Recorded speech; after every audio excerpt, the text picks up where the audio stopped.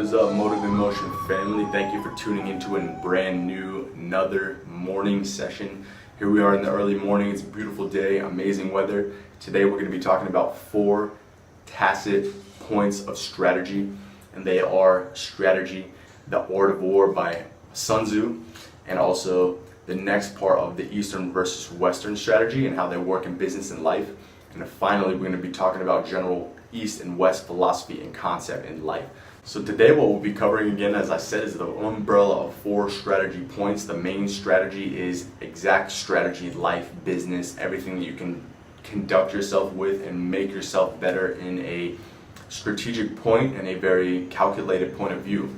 So this is going to be how you're going to play on your future, how you're going to play in your business, how you're going to act and show up in the world, and how you want to create your foundational character. And this is the main strategy. Of course, this is the whole overarching umbrella of the topics. And then we're going to dive next into the Art of War by Sun Tzu, one of my favorite books. I've read that many times. I think I'm up to like 5 now. I really love that one. It's one of the classics. And then number 3, we're really going to be diving into Eastern versus Western strategy, how they play business, how they play life, what do they do in war, how does each of the side compare and what they do in their day-to-day life. And then of course we're going to go into a general Eastern versus Western philosophy and how we can merge the two together. Again, like I said, it's going to be a little bit more of a long form content. We're going to dive into different sections, and you can pretty much just choose which section you want to pay attention to and which one you want to get the insights from. So we're going to go ahead and hop in here, and I hope you enjoy.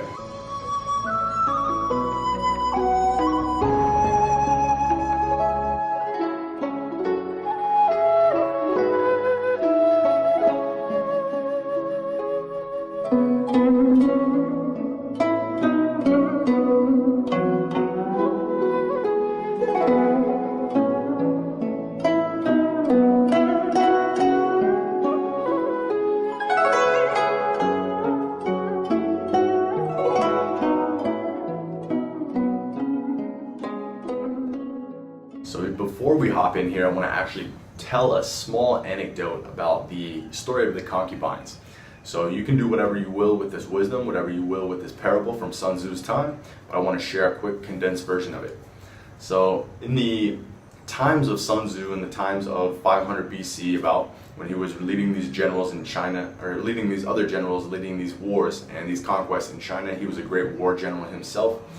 There was a king that wanted to put him to the test. And he said, all right, well, your strategies are great. I've read all of them in detail. It's 13 strategies on war. That's awesome, but do they work on women? And he said, okay, let me show you about this. So he said, bring all your women, bring all your best concubines, 180 of them, matter of fact, to the palace. And I want to see everything in the courtroom. I'm going to show you how it goes down. So go ahead and bring these women, 180 of them, and split them into 2 groups with this 90 and 90. And I want you to bring the best woman from each camp and put them at the head of the army, or if you will, it's not going to be an army, but these women right here, we're going to put them together, 90 and 90, and I want you to bring your best concubine and put them in lead them to the head in the position of the place that you want them to be. So he said, okay, whatever, bring them in a square, put them in 90-90, all right, cool, we got the best women at each leading the helm. Sweet. What do we do from here? He said, I want you to put spears in each of their hands. I want you to command them like an army, and I want you to make them listen to what I'm saying. I'm the general here in this situation. You're going to put spears in their hand, and I'm going to say, if you go forward, you will march forward. If you hear look right, you will turn right. If you hear left, you will turn left. If you hear about face, then I want you to turn around. And as he gave these instructions, he was giving the women out loud instructions for exactly what to do. And he said, okay, now listen. This is the exact test that I want you to see. Turn forward. And they start bursting out laughing. So they did not do what he said at all. They just started laughing, all of them, every single one of them. They were all laughing. This laughter was erupting. And he said, okay, I'm going to repeat the general directions again, and we're going to do this thing again. So he said, if I want you to turn forward, you turn forward. If I want you to turn right, you turn right. If I want you to turn left, you turn left. If I want you to about face, you're going to turn around. You understand? Everyone's like, yeah, we understand. All the women said, yes, okay, cool. They paid lip service to understanding, but they didn't do it. So the next time it comes around, okay, we're going to try this again. About face. And they started laughing. It's like, okay, this is not working, obviously. So Sun Tzu calmly explained that whenever the women don't do something, or just an army, the foot soldiers, if you will, which is the position these women were in for this demonstration, whenever they don't do something, the fault is on the general because they don't understand. But if they do it, and they don't do it right, or they do something because they're looking at their leaders, it's the fault of the officers. So if they don't understand the directions, it's the fault of the general. But if they don't do it, it's because the officers are not enforcing it. So he said, let's try this again. And he said, before we start trying this again, I want you to know that those 2 concubines at the head, your favorite concubines, they're going to be beheaded right now. I'm giving the order right now to behead both of them. And the king sit down a message. He's like, no, wait, hold on. He's sitting up in his high palace. He's like, hold on. Sends a message down. He doesn't want that to happen, but he says, sorry, I cannot. He says, this commandment is from the sovereign, which is referred into the book as the ultimate authority, either God or the actual leader of the whole entire place, which would be the king in those times. So he says, sorry, I cannot actually obey this commandment from the sovereign. And he cuts both of their heads off right immediately. And he says, all right, 2 more of them step up as the leader. 1 and 2 of the camps of each 90 women. And he says, all right, I'm going to repeat the directions again. You're going to move forward when I say forward. You're going to go right when I say right. You're going to turn left when I say left. You're going to go about face. And you're going to turn around when I say about face. And they said, okay, a little bit more serious this time. Okay, cool. Got it. And then, so when he gave the order, he said, turn left. And they all turned left, like machines, robots. Every single one of them listened. Nobody laughed. Nobody did anything.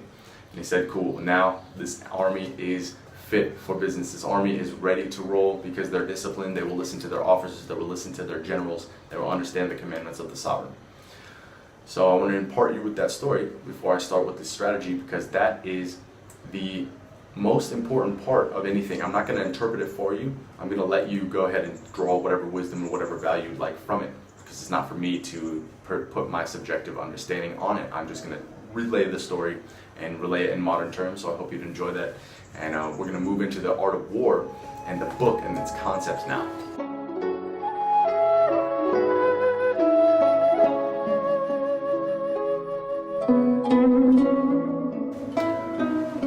So in the art of war, it's a great strategy book, dividing up tactics and strategy in the field and then for life, and in the bigger picture strategy they're going to take through your life, as well as the smaller picture strategy where you're going to call tactics. You're going to use them in the actual field of battle, if you will, the actual application of the thing. And there was an admiral called Admiral Mahan, and I like what he said about, he was a famous sea expeditionist, and I like his saying about how strategies and tactics, they will differ at the point of contact. So the main point in contact is when something actually happens, in the action. You're taking the action, so you're doing something in business or you're in war. And the rubber meets the road, so to speak. The soldiers meet each other and they face each other to fight. So what happens is strategy ends when the contact happens and tactics begin. So if you're ever wondering about how to remember where your tactics go, like where should I start using specific individual tactics and learning, or where I should overarching get the strategy down and overarching overstand the ideas of how to bring strategy into the field, then recognize that it's really at the point of contact. So whether that's in business or life or war, hopefully not, you recognize that the point of contact is when strategy meets tactics and where the rubber meets the road. So I have the Art of War here. I actually keep a physical copy because it's one of the best books that you can have, but I don't really keep physical copies of anything because I travel a lot. I don't like to have physical books. I read a lot in ebooks, Kindles, whatnot, PDFs. I don't really have the physical book, but this is such a good book on strategy that it's really a classic, and I keep it. It's about 2,500 years old, not this book obviously, but the whole main idea is the 13 strategies. Like I said, he wrote it in 500 BC. So a lot of people think BC is before Christ and AD is after death. Technically, that's a kind of rule of thumb. You can use that if you want. The real strategy, or that comes from it, the real name, the real label is BCE, before Common Era. And also it's AD, Anno Domini. It means the year of our Lord, and it's actually Latin. So these are sort of thumbnails or whatever that you can use, rules of thumbs if you want. It's your choice, but just know the actual thing is, like, it's not just BC, before Christ. Technically it is before Christ, because he came in about 30. I guess he died around 34 AD, and he was 30 something, so he came around 0, right? That's where our calendar starts in the West, and that's what we follow off of. So just giving you a little bit of concepts. BC, the context is before Common Era, and he wrote this 500 BC or so when he was doing his general expeditions as a Chinese general in China, obviously. So the thing is this is basically 2,500 plus years old. So it's really tested the time, and it stood the test of time. It's really a great book. Also, this is a really nice book. I think I bought this brand new. It's just got like red lining and whatnot. It's in really good shape. It's just like a really easy, I took the cover off, so it's really easy to handle. I like it a lot, so I just keep this in my backpack, and yeah, just throw it around whenever I want to travel. But getting into the content of the book, can't really show you these, just trust me, there's 13 strategies. This is actually a little bit washed out, but the 13 main strategies that he originally wrote on bamboo is, the first one is laying plans, second is on waging war, third is the sheathed sword, so a sword that's not being used yet. 4 is tactics, 5 is energy, 6 is weak points and strong, 7 is maneuvering, 8 is variation of tactics, 9 is the army on the march, 10 is terrain, and 11 is the 9 situations, and attack by fire is 12, 13 is the use of spies. So I'm not going to go through this entire book because it would take a very long time, but some of the main insights from it is, of course, laying plans. Number 1, I like this a lot because he says that every single battle from a successful general or just person in life, of course you can use it now, is really, it's always won before it starts. In other words, you don't fight, another point's weak and strong, you don't fight when you're weak, you don't have the disadvantage, if you have the disadvantage, you don't want to fight. So if you go into a situation in business and life, whatever, if your competition is crushing it, you don't have a way to actually fight them on a certain front, then you want to fight them and navigate on the other front that they're not checking. So check what people do, and also check what people do not do, so you can actually go into the places. And this is the way that I've built many of my successful businesses and my successful tactics, to not fight on the front immediately. So I see what my competitors are not doing, and I want to make sure that I'm doing the thing that they are. I'm where they're not, and they're not where I am as well. So this is how you fight. This is how you actually win the war, and every single battle is won before it's actually started. Energy, tactics, using different tactics, the maneuvering on terrain. So there's different terrains like high ground, open ground, things like that. Open ground is like, it's anyone's game. Nobody has the proper advantage. And there's the high ground, there's terrain, there's muddy ground, whatever, like swamps, and this can translate directly into business, as in your competition is entrenched. They have the best ground. You have a huge disadvantage when you try to fight them on a specific front directly. And so this is the way that you can use this in life. Using Sun Tzu's Art of War in business is nothing new. Actually, old universities used to teach this. It used to be required, and it still is required for certain specific professors in universities. And they actually make it required reading to take their courses and stuff like that. So it's really important to recognize each facet of this book, and it's very in-depth. I've already done a little bit of a review. It was pretty short. I might do another one if you guys want it. So if you want me to do a full-length review on Sun Tzu's Art of War, go ahead and drop that in the description, or in the link below. You can find the first one, but if you want to drop it in the comments, just tell me and I'll do a whole book review, because it's 13 strategies. I don't have time to go through the whole thing, but it really is important. As well as this, I have this book called The Sun Tzu Art of War for Managers. See that? Gerald and Stephen Michelson. It's actually written in '99 originally. But I want to pull a few things out of the introduction, because this is super important for us to recognize where we're going for the next stages. We're going to be talking about East and Western philosophy and strategy as well.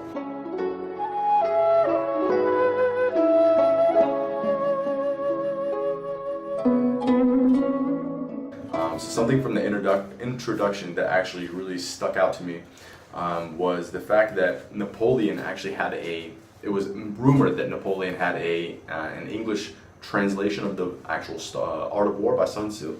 And the thing is that hardly anybody had an English translation in those times, especially the times of Napoleon and way back. It was only translated into Japanese, different places, at different times along history, but it's just recently come through into English editions. And this one is actually translated by George Clavel. And it's kind of a special introduction. It has a little bit more history in the book, not just the art of war. It actually has the history of different generals and different tactics and maneuvers, kind of like Robert Greene, if you ever read his book. Obviously, he's got 33 Strategies of War as well, but the way that he talks about, he proves a point with history that actually backs it up, and people use that. So I like the way that James Clavell did the same thing, because he proves his point, or he at least takes little anecdotes that are exactly relevant to the tactic, or the actual tactic at hand that Sun Tzu is illustrating, and he tells you where Chinese generals use that to success. And the thing is that since Napoleon may have had this actual contact, or this actual little English translation, then that really dictates the way that he was able to win wars and in his conquest and battle. And so that's a rare thing, because normally Western thought, again, Western strategy, we're going to get into this next, is the basics are very different in warfare than Eastern strategy, and even the way they think is different. So I'm going to illustrate that in a second. I also like that the book references a guy named B.H. Liddell Hart, who was a British general.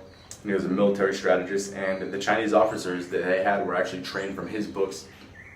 And he had this little quip to say about Sun Tzu in his books. He said, "Since in that short book was embodied almost as much about the fundamentals and strategy and tactics as I, Hart, had covered in more than 20 books. In brief, Sun Tzu was the best short introduction on the study of warfare." So this is interesting, because here we have a British strategist, a B.H. Liddell Hart. He was a military general, and he was speaking about how he already wrote 20 books, and it was on the strategy of war, the topics, everything like that. And these Chinese students and Chinese generals were actually learning from him and from his content. But he was saying, I took it straight from the roots, and I wrote 20 books based on a lot of Sun Tzu strategy and a lot of what I've learned in my own military strategy and my own successes as a general. So I thought that was pretty interesting as well.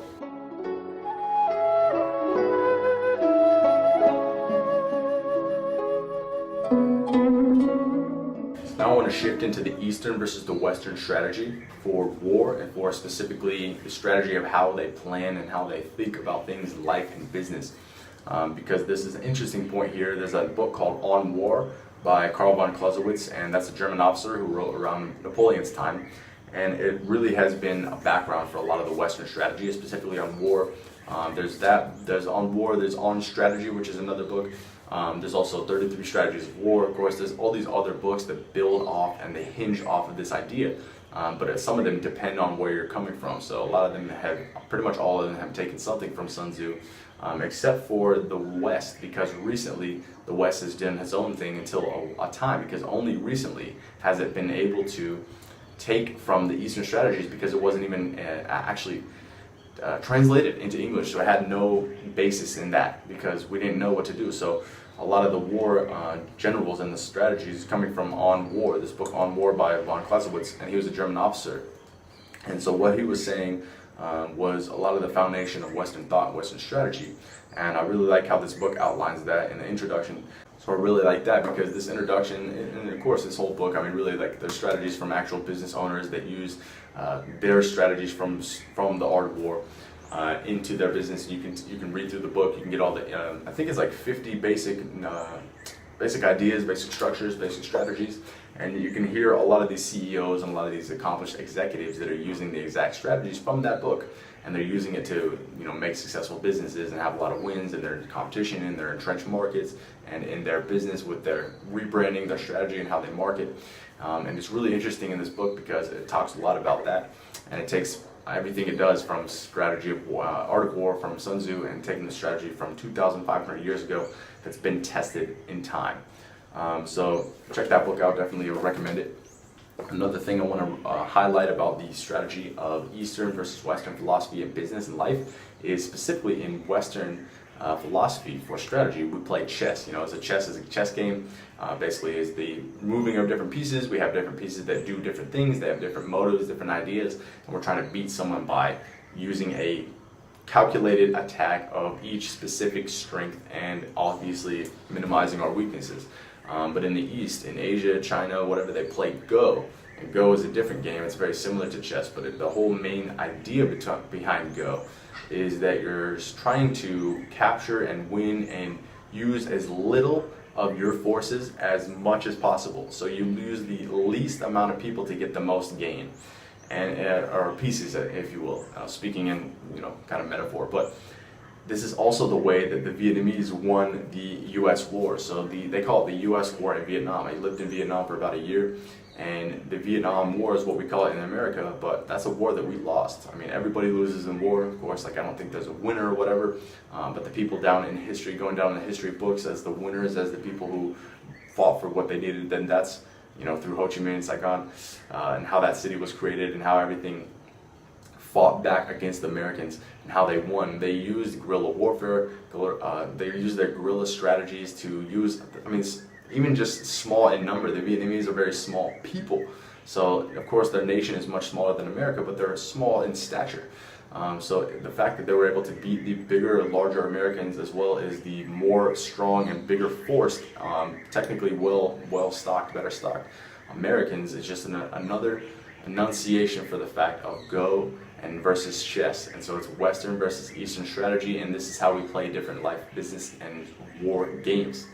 So a lot of the business that I've done when I'm sourcing new products is from China. It's going to the East to go basically understand their way of doing things and the way of business and the way of operating. And when you get in touch with new Chinese suppliers, like, you can start talking about business right away. There's no cliche. It's okay. You can open, and talk about, if you know exactly what you need. I need this model number. I'd like to have this quantity. Tell me the quote for these two or three products, whatever. And then you can compare suppliers, and you can figure out what you would like to do. And when you start talking to them, they don't need any pleasantries. They don't need any sweet talk, any crap like that. They're just, whatever you want to do, you talk business, and they're ready to roll. And so this is kind of this different way, because in the West we like to sit down, get to know each other. We want to talk about each other and how we are and like our life and what we do before we even talk business, because it's kind of rude. It's like a cliche or whatever. This whole stigma, whatever. It doesn't serve us as well as it could if we could just start talking about business. But then again, it's a different way that we build rapport. So there's not a different way as right or wrong. It's just one of those things like that I've experienced. So when you're talking to Chinese suppliers, they can start talking business, prices, whatever, products immediately, shipping you samples. But then there's this other level as well that I learned from my mentor when I was in Thailand, and he actually lived in China for a long time. And he was speaking about guanxi. Guanxi is something that the Chinese have these circles of business and family and influence, and it's kind of who you can get connected with in certain ways, and the ways that you respectfully treat other people, and the ways that you bow in, bow down, like that. It's hard to explain, but basically the way that they do it is it's very hierarchical. Asia in general, the East is very hierarchical. Structure is there, so you respect who's up above you and respect who's lower as well, but there's certain ways they should respect you. So it's age, it's gender, whatever, like all these things are very respected. So if your achievements are shining through, if you're an older person, you get a lot of respect. And if you're high up in the status in these guanxi circles, this is something that you should pay attention to when you're recognizing that. So there's certain little things, like little favors, little petite notions that you give to people in respect for China. So instead of just talking in, you can separate yourself from a lot of the different other sources, a lot of the other wholesalers or retailers. If you know a little bit of things, like pay a little bit of a compliment or give a little gift, these little things that they do, there's tons of strategy books for business in China, of course, as well, just in Japan as well.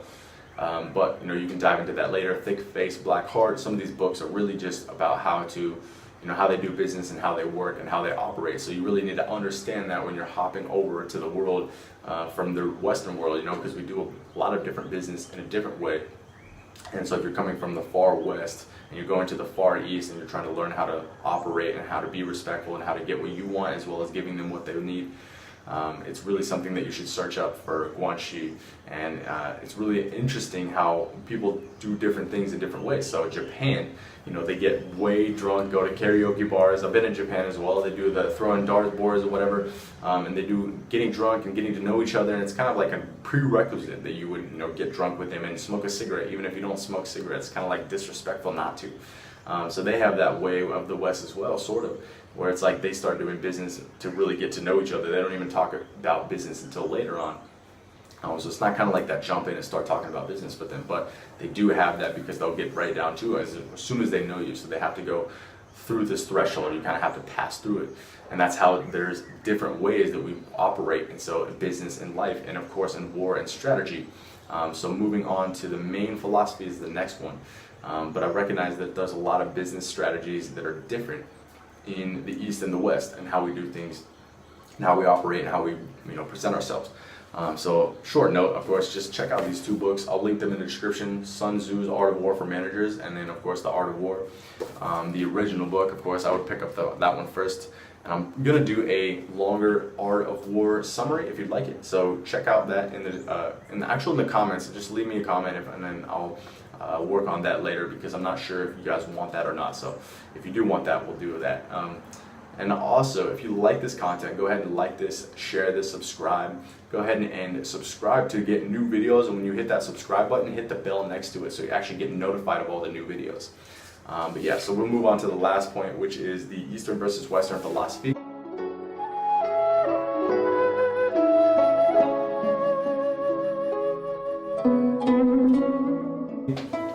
And so a lot of the things that I've learned from living in the West my whole life, really up until about 1920, and then moving to the East and just traveling around, living wherever I want, building my business, learning how to kind of just supplant myself in different areas and become a chameleon to my different areas, is that a lot of the East, there's so much value, so many valuable concepts that are not talked about or not used in the West, and they really are confusing. So when you see this contact, we were talking about strategy and tactics, it kind of mixes. You see Western people come to the East, and they do a lot of things that are kind of like social rules. They break a lot of social rules and norms that they don't understand about.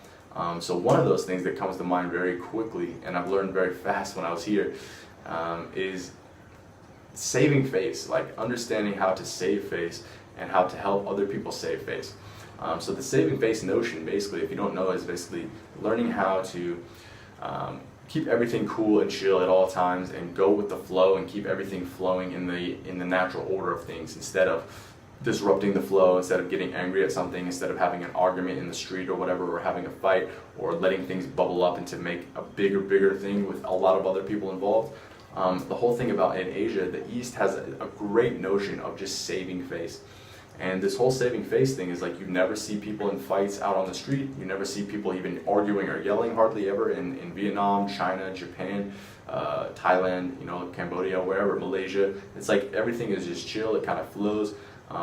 You don't take your problems up with someone else like that in their face like you do in the West. In the West you might go out in one night and see 3 fights and fist fights or whatever. In America or UK, in the bars, people getting drunk, smashed, and they're trying to beat the crap out of each other for whatever reason. People get all mad and angry, and then you'll see them yelling, and you'll see just crazy stuff going down. Cops getting involved, people getting arrested, people drunk, people just blacked out, and whatever the reason is, I'm not sure, but the reason is unnecessary. In other words, so whatever that reason is, it's very unnecessary, because it's not like you don't need to be fighting people in the streets. And the reason that I would say that this has been solidified over thousands of years is because, one, China is so old, and if you go to Asia, you'll see that China has a very good, large social standing in the whole order of things. There's the Chinese New Year celebrated around Vietnam and Thailand, and people really look up to China in that certain way. The king of Thailand is actually half Chinese. There's a lot of power and wealth, health, whatever, in China in general, so they look up to China. It's very interesting for that, because it has been thousands of years old, like 5,000 plus, for these dynasties that go way back. And so if you recognize that these whole social orders and these strata have been actually played out for thousands of years, then you can recognize they have a lot of things that are valuable, a lot of things that are tested with time. And the thing of that, I think, is that the West has really been too young in many of those aspects. So you look at America, for instance, USA, and it's actually very old history that's very rich with the Native Americans and the whole history of their using everything and recycling everything for good, for their rituals, for their spiritual practices. That goes way back, probably thousands of years. And unfortunately, we wiped a lot of them out, and then we brought our own cultures and our own values and diseases and people, whatever, from Britain and from other countries. So even Britain, though, before that was not super old, maybe 1,000, 2,000 years. Before that, it was the Greek and the Roman, and that was the whole Western philosophy, Western thought, and that started spreading out everywhere, and it started being, the Socratic method. Hippocrates, the father of founding medicine, basically founding father, who has the Hippocratic Oath, which is actually still repeated today by Western doctors. Ironically, a lot of people in the Western world and the doctors in the medical field are not focusing on nutrition. They're focusing on these pills and they're like the solve and the quick fix and everything. And they've taken a Hippocratic Oath that actually pledges their life, to save other lives and to be here for that. And there's a lot of irony in that, because a lot of nowadays, it's about big pharma, it's about pills, medicine, things like that. And these are the Aristotle and Socrates thoughts. These are the thoughts from people like Plato, philosophers that came from Greek and Hellenistic time, the period, the Romans. These are those Western thoughts and founding ideologies that grew out of Western society, countries like Britain, France, Italy. And these are the things that have really been too young in a certain sense. So they're maybe 2,000 years old, It's not that long of a time. You take a long grip of maybe Homo sapiens, 200,000 years, Western savannas, Eastern savannas, Africa coming up from Homo erectus 6 million years ago. The thing is that's a long time. So you take that's a super long time. But you take 200 years, 2,000, 5,000, whatever, that's not that long. But 5,000 is significantly longer than 2,000. And so when we're talking about Chinese dynasties and the whole Ming and everything, Qing and everything, all those that go way back, I think that the reason for this flow, for saving face and recognizing that, is just some of these concepts just work over time. They're planned and they work and they're tested. So one of those things that a lot of people talk about in Sun Tzu is the Art of War. Is they don't necessarily understand that that's the book on strategy. Like, that is the foundation that has been tested over 2,500 years. So a lot of these new business books, a lot of these new strategy books, a lot of whatever, marketing, this, that, guerrilla marketing, things like that, these come from fundamental strategies of war that work and have worked for thousands of years. So my take on it, at least, I guess, is the proven time has solidified and, in other words, ironed out the ripples in many ways, the concepts that simply work. So the first of those is saving face, and I think it's really important to recognize that. And when you go to Asia, a lot of things, like, you might get stopped by the police, or you might have, maybe you're not wearing a helmet on a motorbike, or maybe, something happens or whatever. You will not understand, to not get angry or not make a scene or wave your hands and make this thing and make everybody all embarrassed and get a bunch of people involved or whatever. You may not understand that, because that may be your modus operandi for 20, 30, 40 years of living in the West. And when you come over here, you don't understand that it's like smiling goes a long way. It's okay, even if you're pissed, even if you're like, this sucks, smile and make sure that's one-on-one. Like, as you involve with the other person, you speak low, you don't get angry. And if you ask someone, for instance, this funniest thing ever is over here in the East, when you ask someone for directions, they don't know, or sometimes they don't know, they'll tell you anyway. It doesn't matter. So maybe they don't know, they don't want to save face and look dumb, even though, we would think, like, just tell me in the West, just tell me, I don't care, I don't think you're dumb, just please tell me the right way. So instead of doing that, maybe they'll laugh a little bit, try to, like, save face, like, whatever. Or if you're pushing someone on the price of something and, like, trying to bargain, which is a huge thing in Asia for sure, you're, like, trying to bargain and they get a little bit uncomfortable, like, start laughing, you can kind of, like, you need to be able to receive those things and be a quick receptor to those ideas, because that means they're getting a little bit uncomfortable, they're on the borders of losing face. So if you recognize those things, you kind of ease up and you have your ideas on that, you're going to be able to navigate much better. So a lot of these ideas, I think, if you go to Saigon, for instance, the traffic, my friend, one of my mentors from Thailand, he was talking about this as well. He said there is a huge difference between natural law and between man-made law. And the way that man-made law is working is the way we do it in the West. Stop, go, traffic lights, you cannot walk across the street at a certain time, you have to push the button doing this and that. And then versus the natural law, the way that things work here in Asia in the traffic, is just kind of like whatever goes. See, I've been in Southeast Asia about 3 years, and my whole idea is, like, the sum up I can do is just kind of this attitude of, like, one of those, yeah, it's kind of like whatever goes. So if you just go with the flow, if you just recognize this thing, it's just like one of those things where, yeah, whatever goes. Like, you can pay off police if you have a problem. That's the thing. That's what people do. You can bargain on any price. The laws are not strictly enforced. Like, these are just kind of how it goes. It's kind of how it works. So you're just like, all right, like, you know, I'm not condoning you do anything illegal. I'm just saying that the way that things go, you're just kind of, it's like, all right, whatever goes. So if there's no police at a traffic stop or something, and it says don't go, then you can go forward if there's no cars there, or if the light is red at the middle of the night. You're not gonna get in trouble for just going through because you stop, you see everybody, nobody's there. The light's not turning for another 3 minutes. Okay, cool, you're gonna go. Things like that. They don't care, it doesn't matter. You know, even a police officer could see you do that, it doesn't really matter, like most of the time. Be careful, I mean, this is not advice, this is not condoning anything that you're doing that's illegal, like I said. But I'm just saying, the thing that it works with, whatever, like the natural law. If you go to Saigon, the traffic is like a school of fish. It's like tens of thousands of people that just kind of swirl in and out of the streets and the road and go through these roundabouts and this way and that and down this street, and this is like, it's crazy, and it's super dangerous for someone who doesn't get that, you know. But a few weeks into it, I was just like, all right, cool, I'm just flowing with everybody. And I've been here for almost 4 years now, so it's like I've been in Asia for that time and recognized that whatever, it's just the flow of life, and they understand that it's more natural.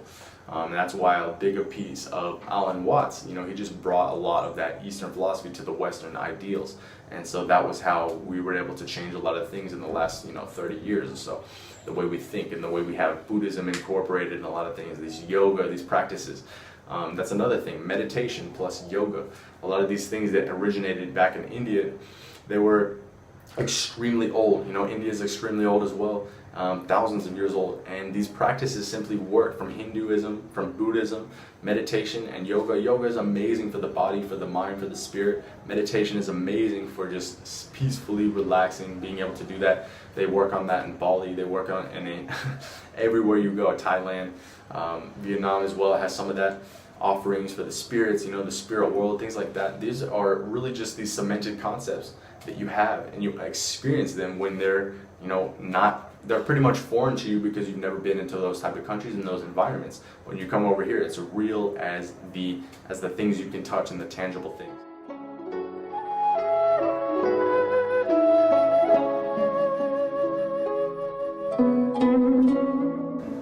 So I hope this has been enlightening. This is super long form, getting like 30-40 minutes here, but I wanted to make sure that you get a long stretch of a big idea of history, strategy, business, life, Eastern versus Western, and how we can integrate the two, and how what I'm doing right now is working on my own self with feminine and masculine energies. That are things, the whole work that I did in Bali. You can check out those old videos on my channel.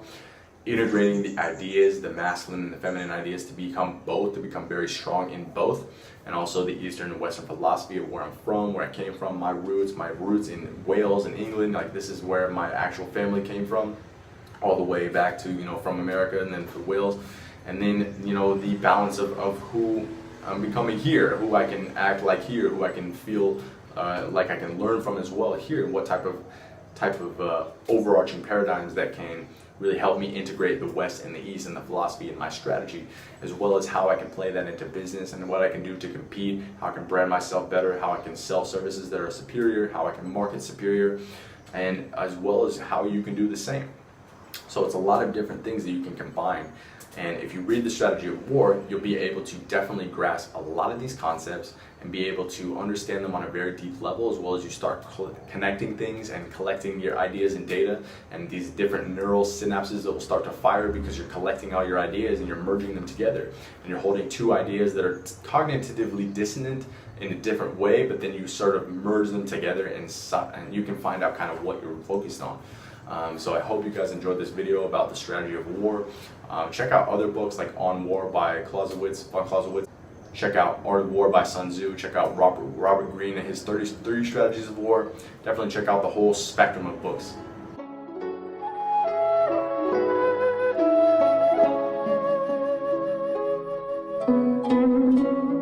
Don't ever confine yourself to one mode of thinking, one dogma, one ideal.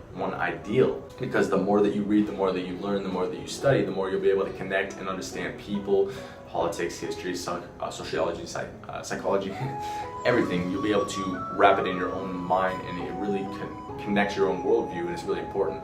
This is what we try to do in Motive Emotion, is keeping you understanding your mindset, your psychology, your own human biases, your hacking, your health, your nutrition, and being able to put that into a business that serves yourself not only, but a massive amount of people, adding a massive amount of value, and being able to differentiate yourself and market well. And it's all coming down to sales and marketing and strategy and business, and also who you want to be, how you want to show up in the world, how you want to brand yourself. And something a mentor of mine just recently said when I was out this weekend, he said something about every time you open your mouth, you're selling yourself. So who do you want to sell? How do you want to be that way? Recognize what you post on Facebook, what you talk to your friends about, what you spend your time doing. Realize how you're spending your time and what you're becoming and who you're becoming, because the more that you dive into something, the more that you become that something. So whether that's food, ideas, other people, relationships, politics, whatever you're doing, you have this RAS. It's a reticular activation system. It's a great, smart piece in your brain that is letting you focus on more and more of whatever you feed it. So be very careful with that. Pick your strategy wisely, show up in the world how you want to show up, sell what you want to sell, add immense, enormous, colossal value to who you want and how you want to sell and who you want to be. And you will be able to wrap these ideas and formulate your own worldview and be able to share and spread value. So I hope you guys found this super valuable today. If you did, definitely throw me a like, throw me a thumbs up on that, comment below. I think I deserved it. And tons of ideas, tons of processes, tons of understanding both sides of the spectrum, the yin and the yang. So make sure to share it with someone who will get value, and you'll get tons of other videos just like this, and you can check the other videos in the archives. As always, it's Evan from Motive in Motion signing out. Check out motiveemotion.com. You will get tons of free education as well on certain topics like this: success, mindset, psychology, business, marketing, e-commerce. The list is endless. The views are eccentric. I interview top players in the niche and in the world in general.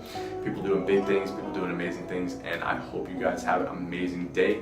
Signing off, Evan from Motive in Motion. Peace.